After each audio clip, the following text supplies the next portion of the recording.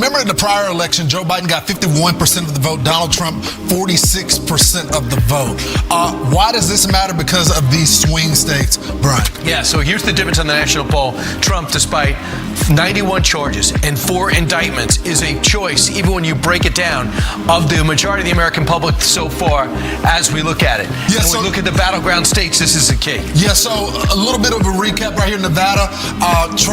Biden won this by 3 points, a couple thousand separating Georgia and Arizona. And then you got Wisconsin that he won by 1 point. You got 3 points in Michigan, and then you got 2 points in Pennsylvania. Right now, this is the only place that Biden's winning. How extraordinary is this? Georgia is suing him, by the way, after the way he acted after losing the election. I'm talking about the President of the United States. And so the people of Georgia say, I'd rather have him than Joe Biden. But there are some mulligans, some outliers that are really going to mess with this race. Well, because you got some folks that are going to just want to be disruptors in the race. They outside the major parties. Outside the major parties. So RFK said, look, I tried to do it within the Democratic Party. I tried to work with you guys, but y'all pushed me out, so now I'm in. Apparently, he's getting 24% support in 6 swing states, Brian. Right. He said, I don't even want to run as no labels. I'm going to run as RFK Jr. And we'll see. I don't even want the green label. This is the highest mark for a independent candidate since Ross Perot, before he dropped out and got back in.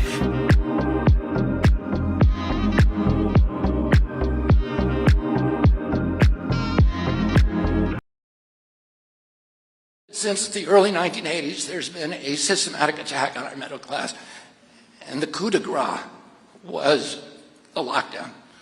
The lockdown was the biggest shift in wealth in human history. And I'm going to tell you about that in a second. And I blame President Trump for the lockdown. Is there any more consideration to a national lockdown to keep people in their homes? I don't think so. Essentially, you've done that in California. You've done that in New York. Those are really 2 hotbeds. Those are probably the 2 hottest of them all in terms of hotspots. I don't think so, because you go out to the Midwest, you go out to other locations, and they're watching it on television, but they don't have the same problems. They don't have, by any means, the same problem. New York, California, Miami, the governor's doing an excellent job. Governor DeSantis in Florida. We have some pretty hot spots in Florida, too. But we're and the state of Washington, of course. But that was largely, if you look at it, it was 1 nursing home that had problems like you wouldn't believe. So no, we're working with the governors, and I don't think we'll ever find that necessary.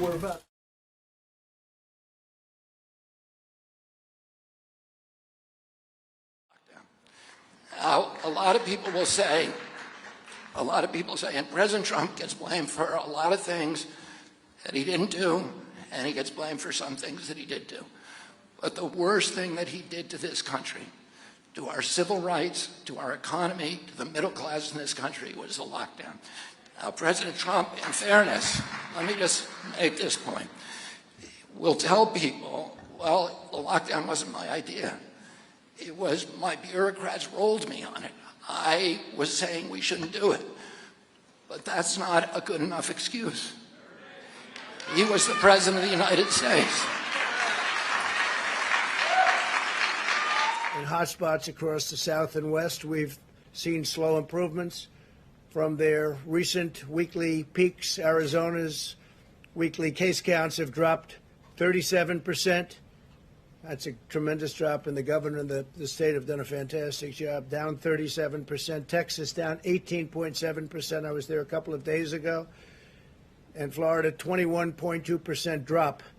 So that's a tremendous job that they're all doing. As we begin to contain the virus in these states, we must focus on new flare-ups in the states where the case numbers have risen, including Georgia, Mississippi, Tennessee, Oklahoma, Missouri, and I think you'll find that they're soon going to be very much under control. Meanwhile, 18 states continue to have very low case numbers and low test positivity rates, under 5%. Alaska, Connecticut, Delaware, Illinois, Maine, Maryland, Massachusetts, Michigan, Montana, New Hampshire, New Jersey, New York, North Dakota, Oregon, Rhode Island, Vermont, West Virginia, and Wyoming. It's under 5. Even in these states, however, where the virus is under control and at a very low number, Americans should continue to be vigilant, be careful, in order to prevent the new hotspots from opening up or any new hotspots from opening up in those states. To that end, I urge all Americans to continue to socially distance, wash your hands, wear a mask when you cannot avoid crowded places, and to protect the elderly. Very, very important, protect the elderly. It's much different. Young children have very strong immune systems. We've learned how strong they are. But protect the elderly. The average age of those who succumb to the virus is 78 years old. That's the average age. It's important for all Americans to recognize that a permanent lockdown is not a viable path toward producing the result that you want, or certainly not a viable path forward, and would ultimately inflict more harm than it would prevent. As we're seeing in foreign countries around the world where cases are once again surging, you have many places where we thought they were under control and doing a great job, and they are doing a great job, but this is a very tough, invisible enemy. Lockdowns do not prevent infection in the future. They just don't. It comes back, many times comes back. The purpose of a lockdown is to buy time to build capacity, especially as with respect to hospitals, learn more about the disease and develop effective treatments as we did in the United States. We're doing very well with the vaccines and the therapeutics. Countries where there have been very significant flare-ups over the last short period of time are Spain, Germany, France, Australia, Japan, and also, as you probably heard, in Hong Kong, they've had some very serious flare-ups. Japan has gone, a lot of six-fold flare-up. It's a lot, but they'll get it under control. In our current phase, we must focus on protecting those at highest risk while allowing younger and healthier Americans to resume work and school with careful precautions. Ideally, we want to open those schools. We want to open them. Trump locked down 3.3 million businesses. And, what did that do? It shifted everything to Amazon. 41% of the black-owned businesses that were closed during COVID will never reopen. Mm-hmm.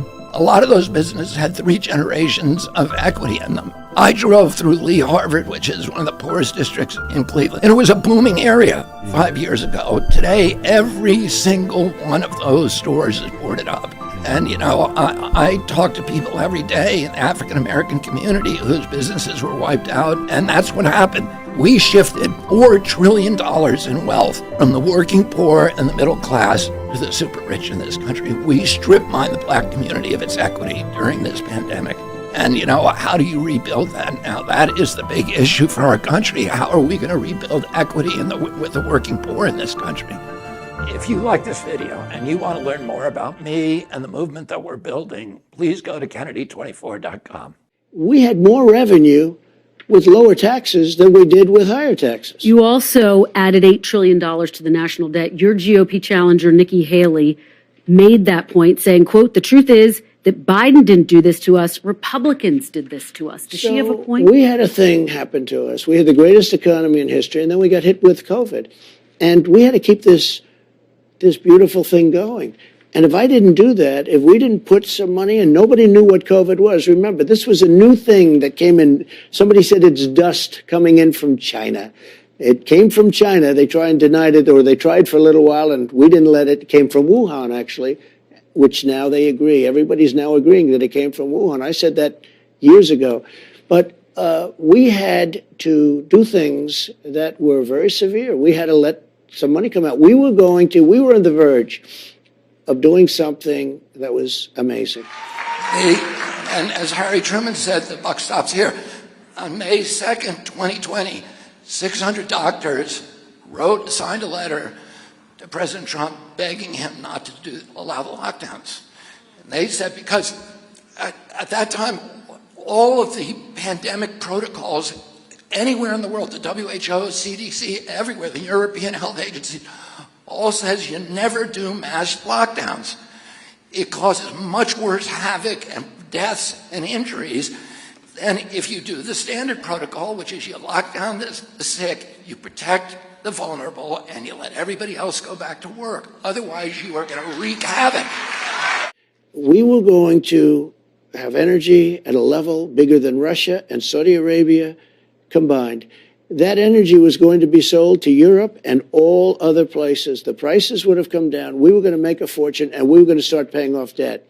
Instead, we got hit with COVID. People didn't need oil because nobody was driving all over the world. I mean, frankly, it was a disaster. What China did to the world with COVID is something that we're going to get to the bottom of, and they have to pay something back. You know, nobody can pay back the cost of all those lives and all the money that was lost, but nobody can pay back the lives and all of the damage that was caused. And of course, you know, and I wrote about it for the, you know, on Instagram. I was writing every day. I was citing these economic studies that showed every point in unemployment you get 37,000 excess deaths from heart attacks, suicides, you know, plus imprisonments. And I was writing about this, and they dumped me from the social. They said that's misinformation, but it was not. But people were saying it. People knew it. It wasn't just me. And we now know, of course, that it's true. There's now study after study, and every comparison between the states and nations that locked down compared to those who didn't, you know, has shown the ones who locked down, the more you locked down, the worse you got. Worse COVID deaths, worse excess deaths.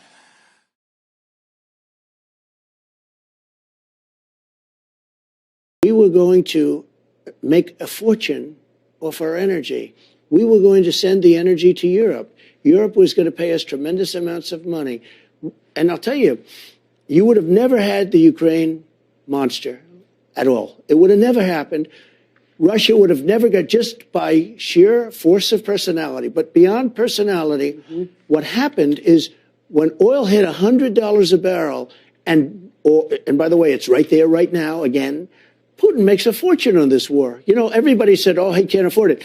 If Biden allowed my policies to stay in place, oil would right now be at $40 a barrel, and Putin wouldn't be able to afford the war. Sweden's numbers came out this week. Sweden was the only country in Europe that didn't lock down. It had the lowest excess deaths in Europe, which is very predictable. The nation, you know, the nation that led lockdowns was us, and we had the highest body count of COVID on Earth. We have 4.2% of the world's population. We had 16% of the COVID deaths. At some point, even the media is going to have to say, stop saying this was a success story.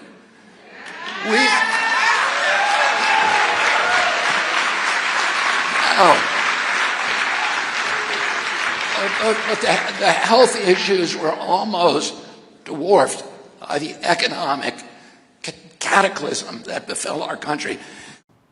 My fellow Americans, tonight I want to speak with you about our nation's unprecedented response to the coronavirus outbreak that started in China and is now spreading throughout the world. Today, the World Health Organization officially announced that this is a global pandemic. We have been in frequent contact with our allies, and we are marshaling the full power of the federal government and the private sector to protect the American people. This is the most aggressive and comprehensive effort to confront a foreign virus in modern history. I am confident that by counting and continuing to take these tough measures, we will significantly reduce the threat to our citizens, and we will ultimately and expeditiously defeat this virus. From the beginning of time, nations and people have faced unforeseen challenges, including large-scale and very dangerous health threats. This is the way it always was and always will be. It only matters how you respond, and we are responding with great speed and professionalism. Our team is the best anywhere in the world. At the very start of the outbreak, we instituted sweeping travel restrictions on China and put in place the first federally mandated quarantine in over 50 years. We declared a public health emergency and issued the highest level of travel warning on other countries as the virus spread its horrible infection. And taking early, intense action, we have seen dramatically fewer cases of the virus in the United States than are now present in Europe. The European Union failed to take the same precautions and restrict travel from China and other hotspots. As a result, a large number of new clusters in the United States were seeded by travelers from Europe. After consulting with our top government health professionals, I have decided to take several strong but necessary actions to protect the health and well-being of all Americans.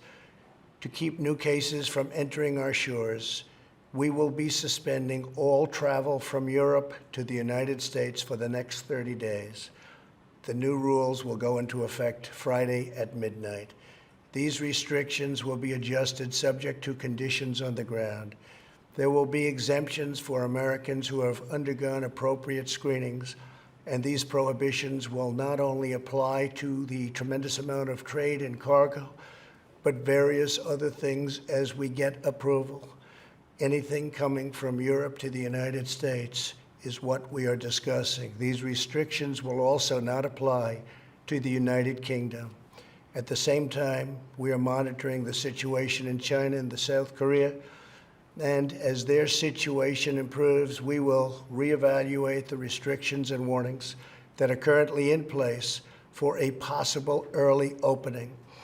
Earlier this week, I met with the leaders of health insurance industry who have agreed to waive all co-payments for coronavirus treatments, extend insurance coverage to these treatments, and to prevent surprise medical billing. We are cutting massive amounts of red tape to make antiviral therapies available in record time. These treatments will significantly reduce the impact and reach of the virus. Additionally, last week I signed into law an $8.3 billion funding bill to help CDC and other government agencies fight the virus and support vaccines, treatments, and distribution of medical supplies. Testing capabilities are expanding rapidly day by day. We are moving very quickly.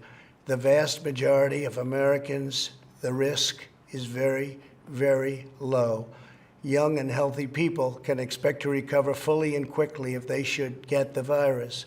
The highest risk is for elderly population with underlying health conditions. The elderly population must be very, very careful. In particular, we are strongly advising that nursing homes for the elderly suspend all medically unnecessary visits. In general, older Americans should also avoid non-essential travel in crowded areas. My administration is coordinating directly with communities with largest outbreaks, and we have issued guidance on school closures, social distancing, and reducing large gatherings. Smart action today will prevent the spread of the virus tomorrow. Every community faces different risks, and it is critical for you to follow the guidelines of your local officials who are working closely with our federal health experts, and they are the best. For all Americans, it is essential that everyone take extra precautions and practice good hygiene. Each of us has a role to play in defeating this virus.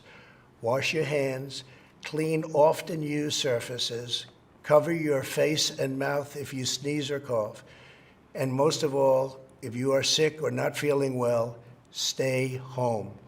To ensure that working Americans impacted by the virus can stay home without fear of financial hardship, I will soon be taking emergency action, which is unprecedented, to provide financial relief.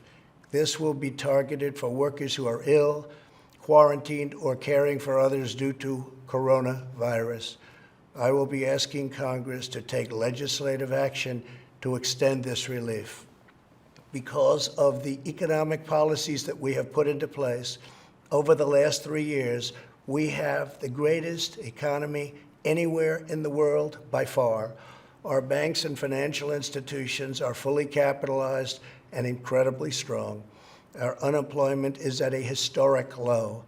This vast economic prosperity gives us flexibility, reserves, and resources to handle any threat that comes our way. This is not a financial crisis. This is just a temporary moment of time that we will overcome together as a nation and as a world. However, to provide extra support for American workers, families, and businesses, Tonight, I am announcing the following additional actions. I am instructing the Small Business Administration to exercise available authority to provide capital and liquidity to firms affected by the coronavirus. Effective immediately, the SBA will begin providing economic loans in affected states and territories. These low-interest loans will help small businesses overcome temporary economic disruptions caused by the virus. To this end, I am asking Congress to increase funding for this program by an additional $50 billion. Using emergency authority, I will be instructing the Treasury Department to defer tax payments without interest or penalties for certain individuals and businesses negatively impacted. This action will provide more than $200 billion of additional liquidity to the economy. Finally, I am calling on Congress to provide Americans with immediate payroll tax relief. Hopefully, they will consider this very strongly. We are at a critical time in the fight against the virus. We made a life-saving move with early action on China. Now we must take the same action with Europe. We will not delay. I will never hesitate to take any necessary steps to protect the lives, health, and safety of the American people. I will always put the well-being of America first. Some of your appearances, and during some of the appearances of one Donald Trump, there seems to be some sort of mutual respect going on back and forth. Would you weigh in on if you have a relationship with him, if you're friendly with him, if you've spoken to him? Where does that lie? I mean, I've known Donald Trump for, 35 years or 40 years. I've sued him a couple of times. I sued him twice to stop him from building golf courses in the New York City reservoir system. But I always had a congenial relationship with him. Even when I was litigating against him, he didn't seem to take it personally. And then and then in 2016, he asked me to serve on a vaccine safety commission, which I agreed to do. But shortly after that, he took $1 million from Pfizer and I guess talked to Bill Gates, at least as Bill Gates claims, and shut down the commission. And he appointed Scott Gottlieb to run FDA, who was a partner of Pfizer, and Alex Azar, who was a handpicked lobbyist essentially for Pfizer, to run HHS. And then Gottlieb, ran this $88 billion product through Operation Warp Speed, got it all approved at FDA, and then left the agency and went back to join the board of Pfizer. So that's, I don't think that Donald Trump did a good job of draining the swamp. But the thing is, I criticize that. I criticize his policies. I think he's criticized for a lot of things he didn't do.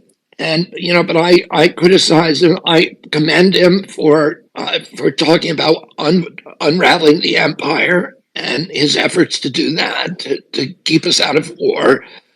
But, in terms of the lockdowns, I think that was a huge mistake for our country. And I think that, the medical decisions that occurred under his watch were a bad mistake. And I criticize those, but I don't criticize him personally. And I try not to criticize Biden personally, too. I think we've had enough of that in our country, and we have to learn how to talk to people with whom we disagree and to be pleasant to them, to be congenial, respectful, and kind.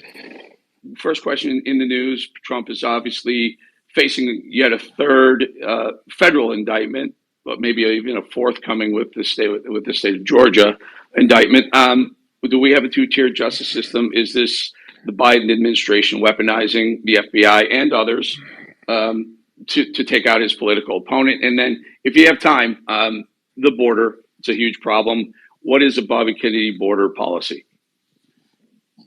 Well, the border, I was down at the border, and there's a humanitarian crisis there, and it's not good, and we now have the Mexican cartels that are running U.S. border policy. So, I watched 300 people walk across the border Only two of those families were from Latin America or Central America, one from Peru and one from Colombia. And in a 2-hour period, I watched 300 people walk across. Each one of those people is going to be given a plane ticket at our government expense to any city they want in the United States. That's how this crazy system works.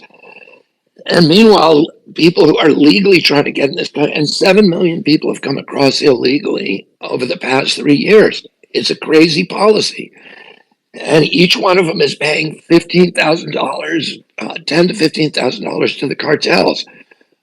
They are extorted, they're exploited, they're raped, they're robbed on the way up, and the children are lost. It's a horrible, horrible, horrible humanitarian crisis. And a country with an open border is not a nation. We need to close the border, and then we need to open legal immigration in a way that is going to be beneficial to our country. Well, why do you suppose the Biden administration has been non-existent and they haven't done a thing about the border? In fact, rolled back some policies that were frankly working. What do you think the motivation behind that is? I think it's baffling. I don't know, and one thing I don't do is I don't try to look into other people's heads. In my Fauci book, I never question why. I never speculate as to why Anthony Fauci did the things that he did.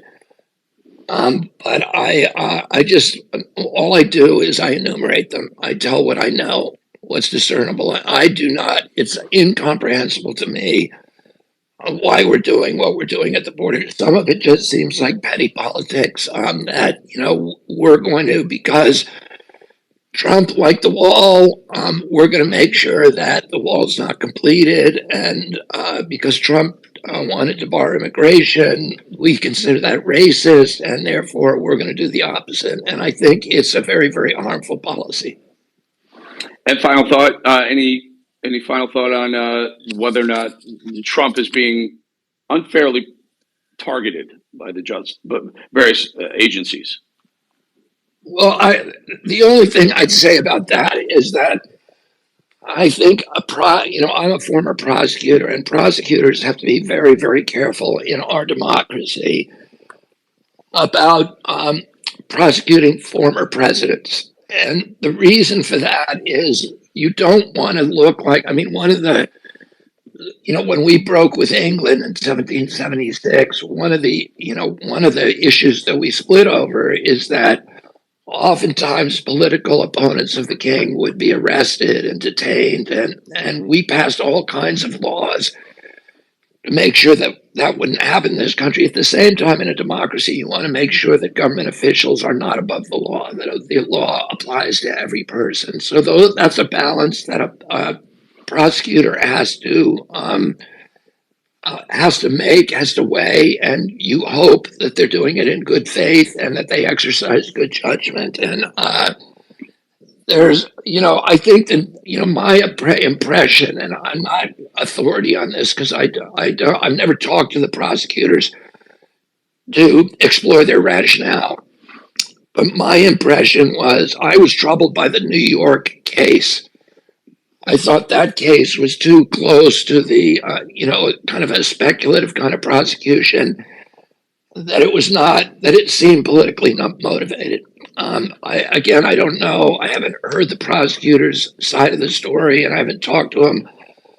I think the case against the president for on the Espionage Act, I don't like the Espionage Act. I think it's always been politically misused. And then there's other optics problems, which is that President Biden also has these, top secret documents, and Mike Pence has them too. And so it looks like one side is being prosecuted more, than the other. And I haven't really looked into it very carefully, but it would be those would be the issues that if I were prosecutor, I'd be looking out for.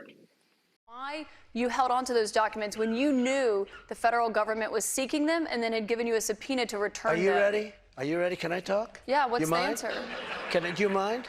I would like for you to answer the question. Okay, it's very simple to answer. That's why I asked it. It's very simple you're a nasty person, I'll tell you.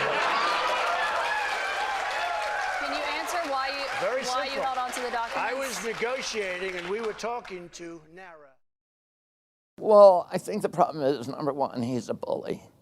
And, I don't like bullies, and I don't think America, that's part of America's tradition. I think in many ways he's discredited the American experiment with self-governance. Well, I don't think we should ban billionaires. I think, that's not the way to go about it. We had a 50-year part of our history, which is called the Great Prosperity, when we developed the American middle class, which was the driver of the world economy. It was the driver of our economy. It created happiness and quality of life in our country. And during most of that period, there was a 91% tax on the upper echelon. Right. Well, I haven't made any endorsement.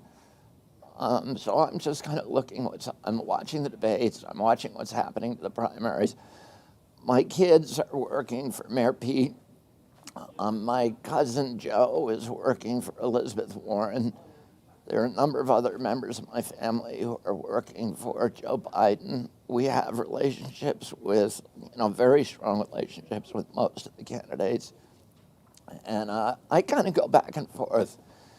I hear them debate. I love Tulsi Gabbard when she talks about our foreign policy. I think, I'm most closely aligned with her vision for foreign policy than any of the other ones.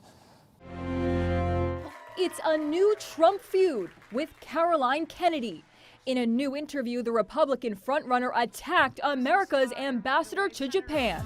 Who is our chief negotiator? Essentially, it is Caroline Kennedy. I mean, give me a break, Trump said. She doesn't even know she's alive. Ouch. And look at Joe go. The vice president showed that he's got plenty of energy as he ponders a presidential run. The 72-year-old greeted supporters at a Labor Day parade in Pittsburgh, looking more and more like a candidate. You go, girl. And Hillary's team says they're working to soften her image. She'll appear on The Tonight Show with Jimmy Fallon this week and on Ellen. Last time she was on the show back in 2007, she and Ellen had a bowl-off. All right.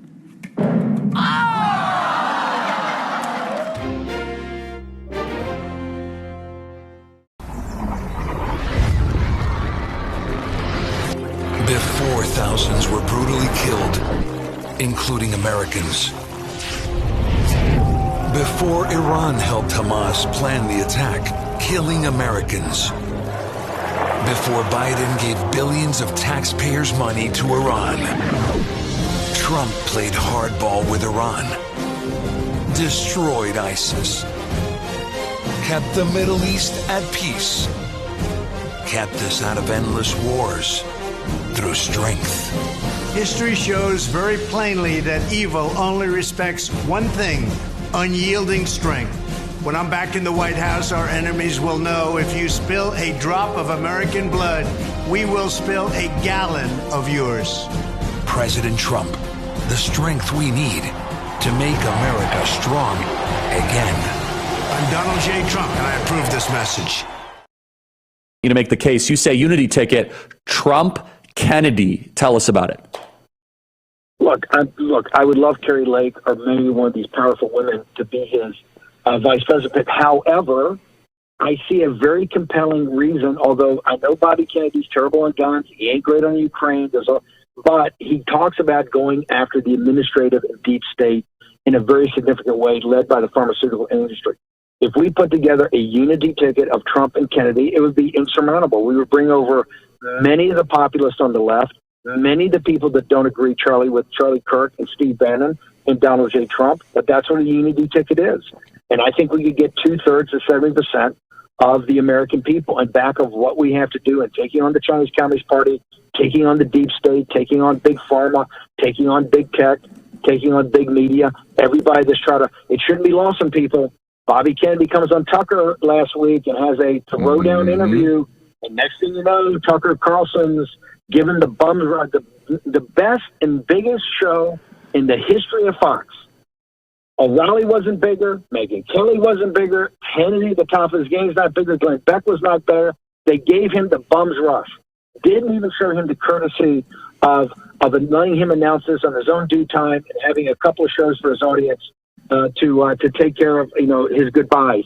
Gave him the bum's rush, and one of the last big interviews he did was with Bobby Kennedy. That's how much they fear that platform.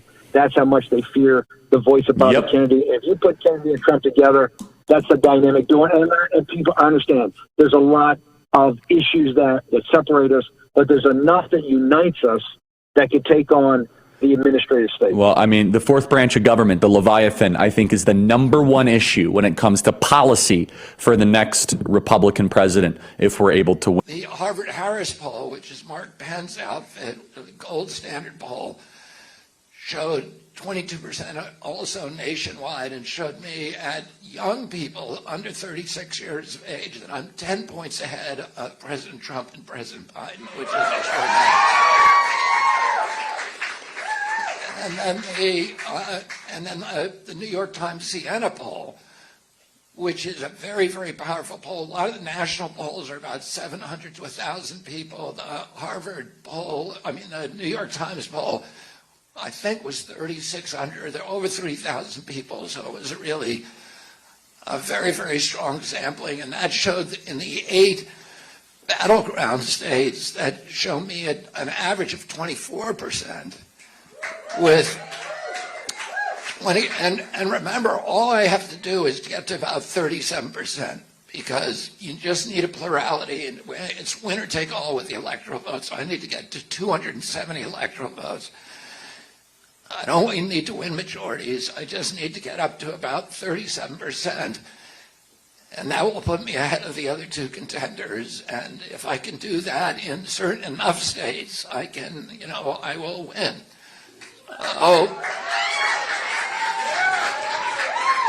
And we have 12 months to do that.